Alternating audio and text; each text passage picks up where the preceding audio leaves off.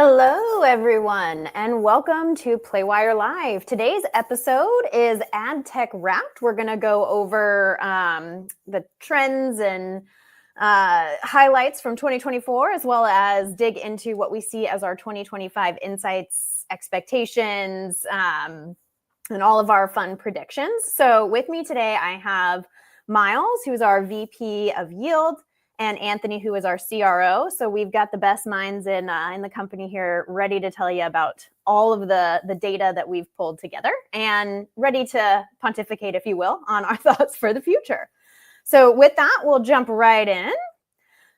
From a high level, 2024 really was a year of publisher growth from when we look across the entire year in aggregate. We saw strong growth amongst many of our publishers. And this last year, if you guys have been following absolutely anything we put out there, you've heard us talking a whole lot about quality, performance, and transparency. So that's what QPT means here. So that initiative this year to really dig in and focus on quality on multiple fronts has paid off with really strong growth when you look at the year in aggregate compared to the previous year in terms of the performance of the publishers in our ecosphere, if you will.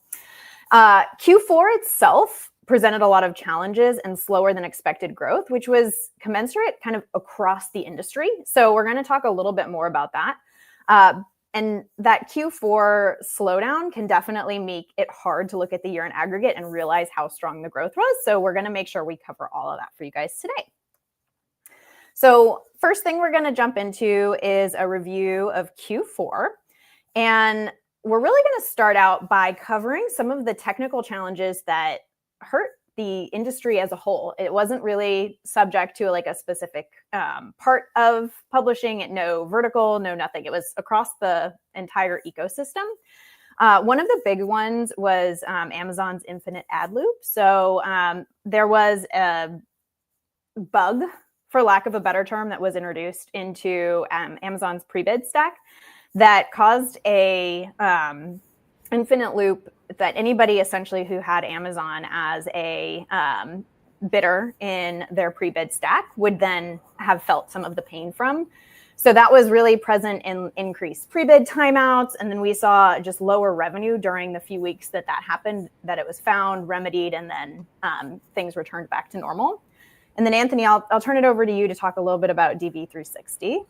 Yeah. So like you mentioned, Q4 wasn't gangbusters like everyone expected to be on. That's one of the first things you do is reach out to everyone in the industry. Hey, are you seeing trends? Are you seeing this? And feedback from SSPs and others is that DV360 wasn't bidding as much as they previously were. They weren't spending as much as they previously were.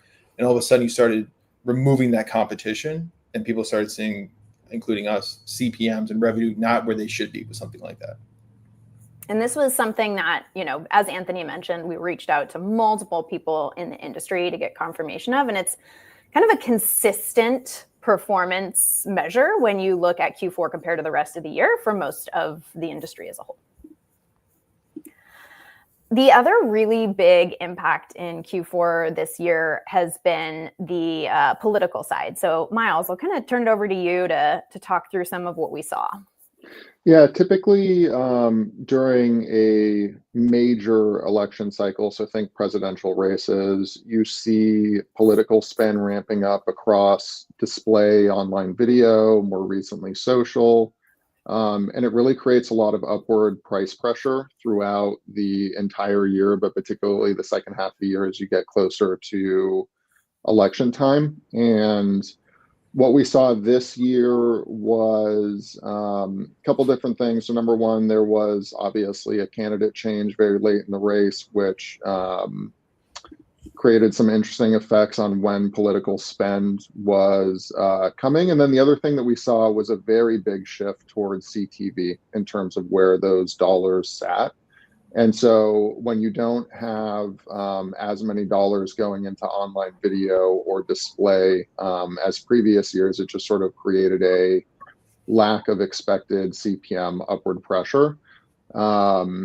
The other thing is just given the climate here, as well as the competition against expected political spend, a lot of advertisers were sitting on budget in Q4 that they would have normally had already deployed, sort of waiting to see what was going to happen and wanting to avoid spending some of their more expensive budgets during a time where they expected competition to be high.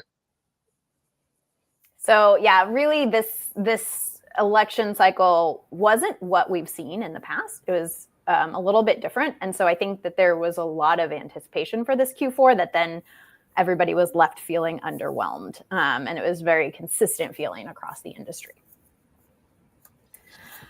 So up next, we want to talk a bit more about the performance across the entire year in aggregate, because we do want to make sure we're not letting a quieter Q4 than typical hide some of the gains that we had over the course of the year.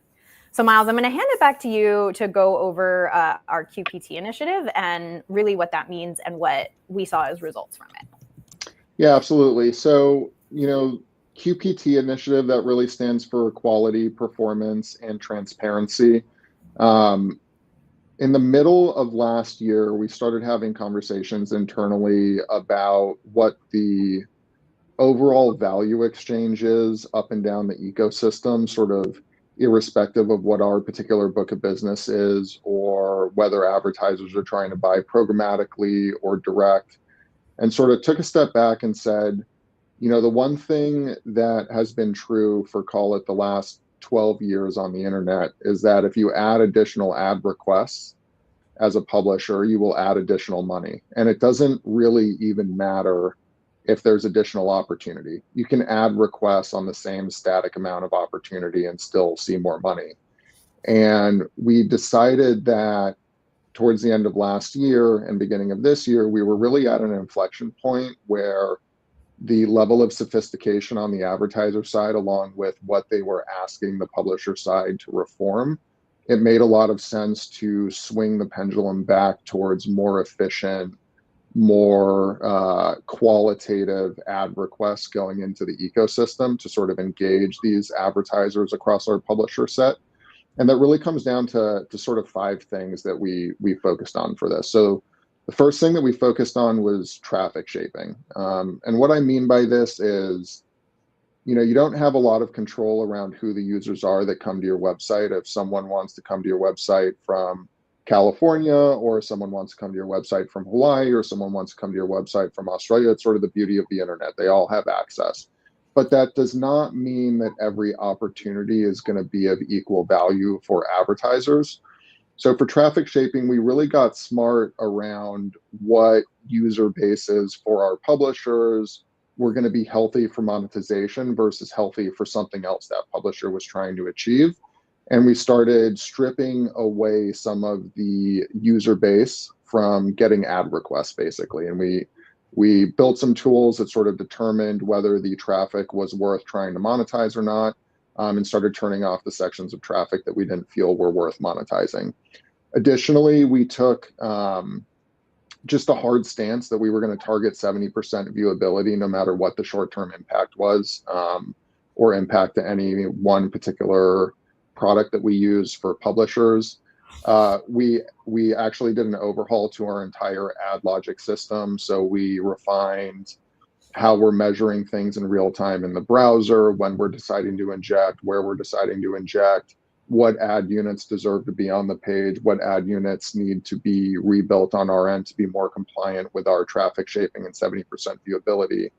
And overall, what we were targeting was reducing 60 to 80% of the ad requests we were asking advertisers to respond to that we were confident were not returning any value for them. And that's sort of the tactical elements of what we were doing in QPT. So this really comes from, a series of different performance experiments that we're doing around simple things that have been around for a while, such as lazy loading, but then other sort of more nuanced behavior, like what happens when users are on a site that, prompts them to open up 20 different tabs before they start reading the content versus a different site where maybe it's a second screen experience and someone's playing a game while they have a website up on the side.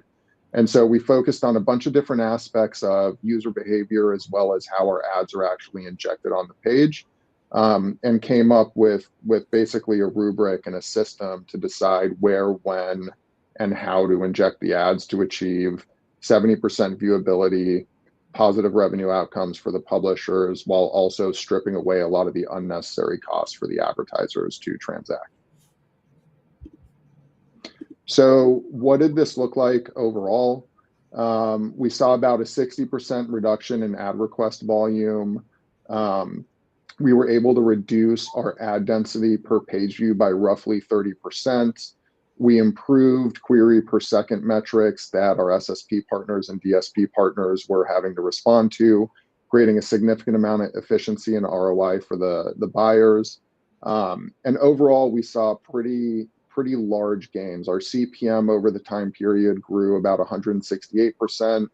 We were able to achieve a 107% increase to our old viewability metrics. And overall, it was about a 60% gain to revenue for our publishers. And even, like a knock-on benefit too is that we saw traffic raise, which, traffic you can look at from multiple different angles. There could be other reasons for it, but we did definitely see that the results of this was actually also improve performance and things like that, which helped with traffic.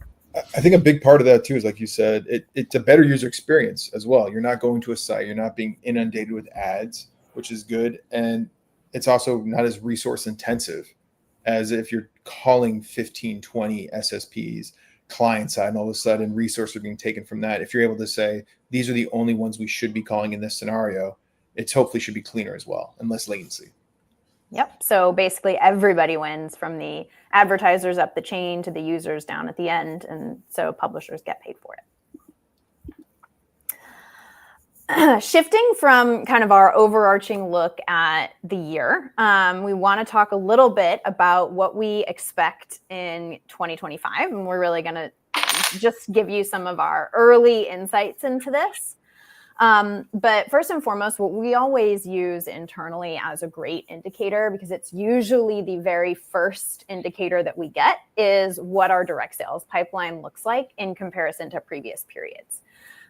Usually that is the first thing to either dry up when we're getting ready for economic pain, or the first thing to start to flood back with plenty of funding when we're looking at the cusp of a good year across the board, both programmatically and direct. And what's really great is that we've seen a surge in direct sales in Q4 that is booking for Q1 of next year. So already we have more booked for Q1 of next year than we had in Q1 of this year. So we're really looking and seeing all of those signs that this year is going to be strong off of the heels of a somewhat painful Q4. So it's really hard when you're looking at that Q4 that's been a little bit depressed for some of the reasons that we've talked about, and to assume that next year could be bad as well. But everything that we're seeing in terms of our leading indicators is really showing that Q1 is looking to come back strong. So a lot of those advertisers that were potentially holding back, waiting to see what happened with the election, are back out and booking and using their budgets. So it's looking like next year should be a good rebound off of the quiet Q4. The other important thing that we're really seeing as we're having conversations with advertisers is that the interest is in a different category than it has been in the past. And I will say the interest has always been here for things that are highly custom and unique. But what's really interesting is that what we're really seeing right now is this beautiful cross-section of custom at scale being where the industry is heading, particularly on the direct side. After finishing out our QPT initiative and really driving home that we want the advertiser to have a higher share of voice on page, and they're willing to pay more for that, it also means less ad clutter, which is a happier user. Thinking through some of these more highly custom formats and how we deliver them at scale is really where we're finding that sweet spot for advertisers next year. So finding ways to have some of these really unique custom experiences that are accessible outside of just like, hey, I have to go on a one-to-one relationship with an individual publisher to get this, because advertisers just don't have the resources to build a bunch of those relationships. What they're really looking for is a single source where I can get a massive scale of something that is highly custom and not a traditional banner. So that's really the direction we're seeing things go as we look at some of our early indicators from the direct sales side. And I don't know, Myles or Anthony, if you would add anything about, any other predictions or thoughts you might have for the beginning of Q1 here.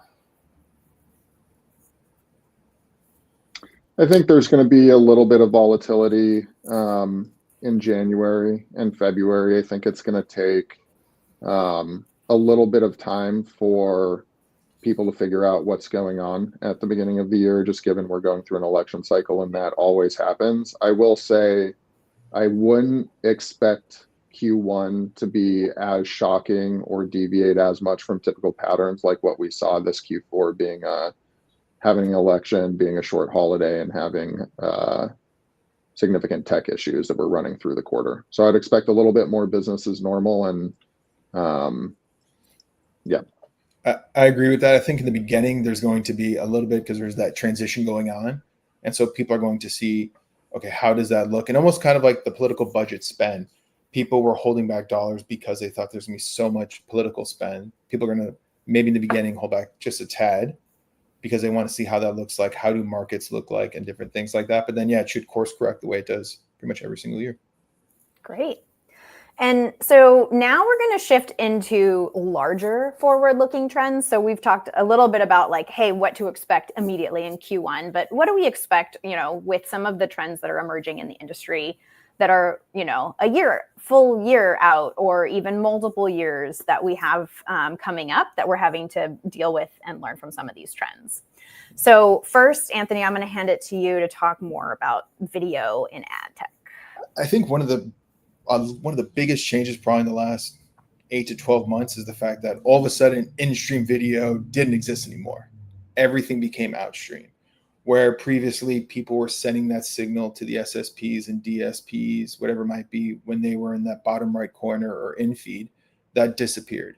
So true video became sparse, and advertisers are trying to hit that. It seems like the only place it actually exists is YouTube, funny enough, or maybe Crunchyroll or something along those lines. So I think it's trying to figure out how can you create that true video experience. And that's one of the reasons why we created the rewarded video for desktop product. That way it creates an experience for a user that is click to play, audio on, larger player, the type of place that advertisers like. And I think there's a lot of different opportunities you can do with that. There has to be some kind of value exchange with the user, be it maybe they get an ad-free experience, or they get access to a free life, or they double their points, whatever it might be. But then if you're able to do that, advertisers are willing to pay 2, 3, 4x the CPM they typically do just for outstream video. And I think that's a forward-looking strategy for any publisher. How can they give a reason for advertisers to something unique that they want to buy on their site? Anywhere they can buy, spots and dots, but it comes back to the flex suite that you showed. Okay, that's really unique. I can't be bought programmatically. This rewarded video is unique. Great, I'm willing to spend dollars towards that way. And then as a publisher, you have to figure out, okay, what kind of value exchange I'm going to give to those users? Is it maybe they get an ad-free experience if they watch a video?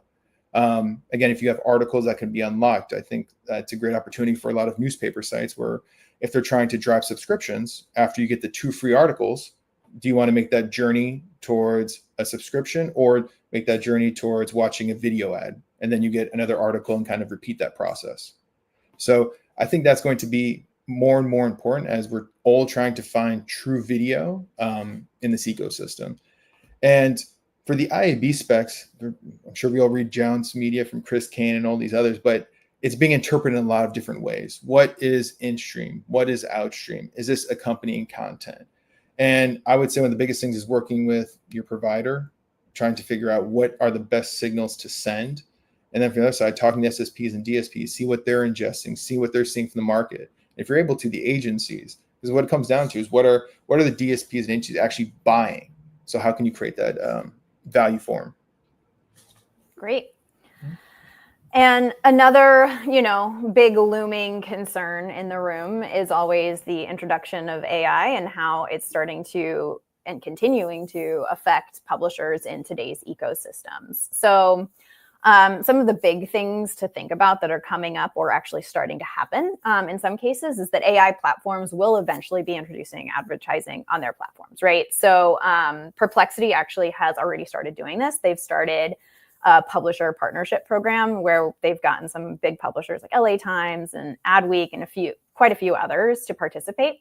And essentially they're getting paid out for when their content is used, and Perplexity shows an ad in that response. So there's a new walled garden essentially coming up, very similar to social, where these AI platforms are going to be looking for opportunities to create advertising streams for themselves, which leaves less for publishers and in the hands of their publishers, particularly if those same AI platforms are taking traffic away from publishers. So that's a big one that's concerning and is starting to gain some traction heavily this year.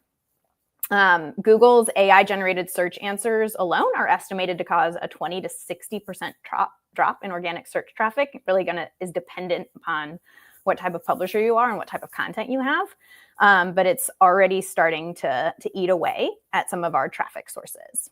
And then really what we wanted to do is put together some information on what publishers and advertisers can do to prepare for some of those AI-driven changes. And for the most part, we've written some content around this that is really focused on the publisher side, because that's really who's getting the shaft, if you will. And the biggest takeaways that we have, but you have a full article here, which we'll drop in the comments for you or send out after the fact if you're joining us via webinar. But AI itself struggles with really complex topics. So the deeper expert level content that you can create, the less likely AI is going to be able to replicate it. And the more likely someone's going to need to take a step deeper on the search, right? So I ask AI a question, I get a surface level answer, but it links to content on a site that could take me deeper. I'm going to go and dig deeper. So focusing on complex topics makes that almost necessary for them to actually get the answer they're looking for. The structure of your site is going to have a lot of important changes this year. You really want to structure like a knowledge graph with clear topic hierarchies and relationships. In the goal here is that you're actually somewhat structuring the content of your site to make it more searchable for AI so that they can present you in their answers. So there's some learnings in that article for how to do that or what to think about when you're considering that. And then lastly, building direct audience relationships is going to be continually a huge, huge goal, right? Building your email database, creating communities, potentially using social if that's where you want your community to live.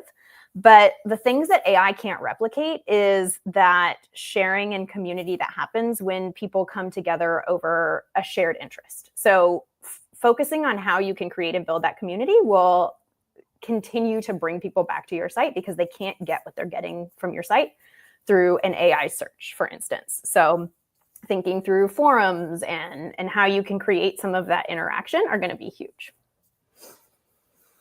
And the last thing that we want to talk about is that we have by no means seen the end of the industry's quality focus. So what we want to focus on here that's different than what we've already talked about with the QPT initiative that we talked about earlier is really what the decline of the MFA or made for advertising type of sites has seen in the last year. So the graph that you see on here is from a recent Jounce report. This is a specific partner who took massive steps over the course of this year to reduce their inventory and remove MFA sites. And so you can see the way it's broken up here is the gray part of the graph were the MFA sites that they had in their network. The blue part was the non-MFA. And so you can see as the year progresses, they've done a ton of work to shift away from MFA and towards high quality sites. And what you'll see if you look really close on those numbers, as the NPS survey that was run by Jounce basically reached out to buyers and industry veterans and said, how much do you trust this source? How willing are you to buy from this source? And it took a massive 40-point swing from when they were heavily MFA to now being almost zero MFA.